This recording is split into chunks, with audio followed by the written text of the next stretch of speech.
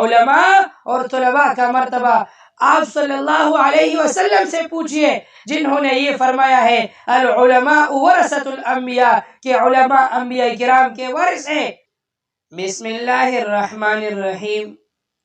ایک عالم دین استاد ایک مسجد میں اپنے طلباء کو علم دین سکھاتی تھی، اور ہر مسئلہ سکھانے پر کہتی تھی کہ میرے بچوں، میں تمہیں ایک ایک مسئلہ لاکھوں کے قیمت کا سکھاتا ہوں۔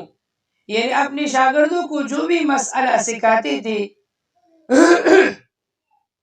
تو یہی کہتی تھی کہ یہ ایک مسئلہ لاکھوں کے برابر ہے۔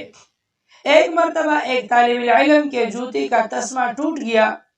وہ موچی کے پاس گیا، موچی کو کہا کہ موچی کاکا، میرا یہ جوتا سی دو، اس کے بدلے میں آپ کو ایک مسئلہ لاکھوں کا سکھا دوں گا۔ موچی مسکرایا اور بولا کہ میرے بچے، مسئلہ اپنے پاس رکھو، مجھے تو 2 آنے چاہیے، 2 آنے دے دو، جوتا سلوا کر لے جاؤ۔ اب پیسے تو طالب علم کے پاس تھی نہیں، اور موچی پیسے مانگتا رہا۔ طالب علم نے بہت کوشش کی کہ اسے مسئلہ بتا دے اور جوتا سلوا کر لے جائے، لیکن موچی نہ مانا۔ آخر طالب علم غمزدہ دل کے ساتھ پریشان ہو کر واپس آیا۔ جب استاد نے اس کو پریشان دیکھا تو پریشانی کی وجہ پوچھی۔ طالب علم نے سارا ماجرا، سارا واقعہ سنایا۔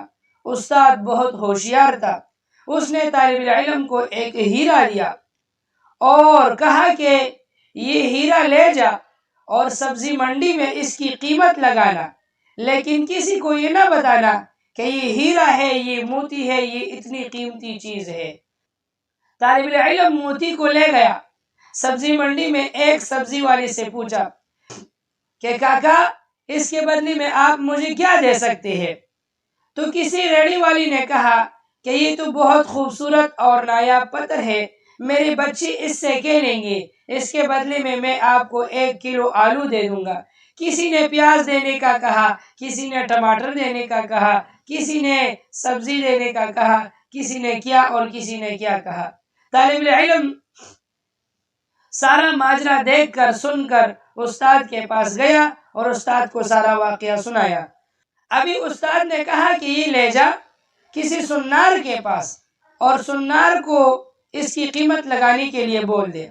طالب علم بازار گیا، جب سنار کے دکان میں داخل ہو گیا تو سنار نے وہ ہیرا جب دیکھا تو بہت حیران ہو گیا اور بہت پریشان بھی ہو گیا کہ یہ اتنا قیمتی ہیرا تیرے پاس کہاں سے آیا؟ طالب علم نے کہا کہ کاکا اس کی قیمت لگا دے، باقی باتیں چھوڑ دے۔ سنار نے کہا کہ اگر میں اپنی ساری دکان کے تمام سونا چاندی اس کے بدلے میں آپ کو دے دوں تب بھی اس کی قیمت برابر نہ ہو پائے گی مجھ سے۔ یہ لے جا بادشاہ وقت کے پاس، وہی تمہیں اس کی قیمت ادا کر سکتا ہے۔ طالب علم حیران ہوا، اپنے استاد کے پاس آیا اور استاد کو کہا کہ استاد جی، اس سنار نے یہ بات کہی ہے۔ تو استاد مسکرایا اور طالب علم کے کندھے پر تپتپایا، اس کو تسلی دی اور بولا کہ میرے بیٹے، ہر چیز کی قیمت اس کی منڈی میں لگتی ہے۔ دیکھو، ہیرے کی قیمت سبزی منڈی میں آلو اور ٹماٹر کے برابر بھی نہیں ہے، لیکن سنار کے پاس اس کی قیمت کروڑوں اور اربوں خربوں کے برابر ہے۔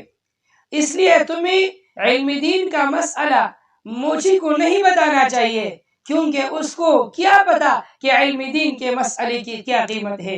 تیرے علم دین کے مسئلوں کی قیمت اللہ تعالیٰ کے منڈی میں لگے گی، محشر کے دن اللہ کے دربار میں اس کی قیمت لگے گی۔ اس لیے لوگوں سے اس کی قیمت کا مطالبہ مت کرنا، لوگ نہیں جانتی کہ اس کی قیمت کیا ہے۔ اور تیرے علم دین کے مسئلوں کی قیمت اہل علم اور علماء کے مجلس میں جا کے پوچھنا کہ تیرے مسئلوں کی کیا قیمت ہے، تیرے علم دین کی کیا قیمت ہے۔ اس واقعے سے ہمیں بہت بڑی عبرت اور سبق ملتی ہے، اس لیے ہمیں اس سے سبق لینا چاہیے۔ اور میں اکثر یہ اپنے علماء اور طلباء بھائیوں سے کہتا ہوں کہ اگر کچھ لوگ یا معاشرے میں یا کہیں پر کوئی لوگ تمہاری ناقدری کرتے ہیں، تمہیں برا بلا کہتے ہیں یا تمہیں ترچھی نظروں سے دیکھتے ہیں تو آپ پریشان نہ ہوا کریں، آپ ٹینشن نہ لیا کریں۔ یہ لوگ کیا جانے تمہاری کیا قیمت ہے، علماء کی کیا قیمت ہے، طلباء کی کیا قیمت ہے۔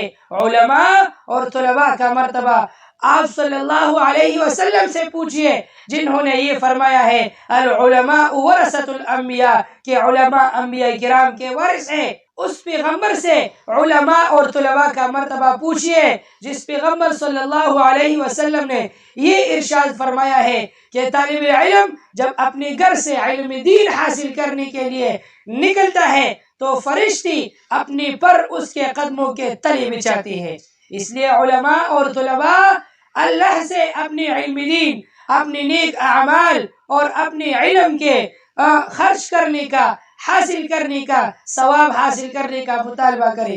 اس لیے طلباء اور علماء اللہ سے امید رکھیے، لوگوں سے کبھی بھی امید نہ رکھیے۔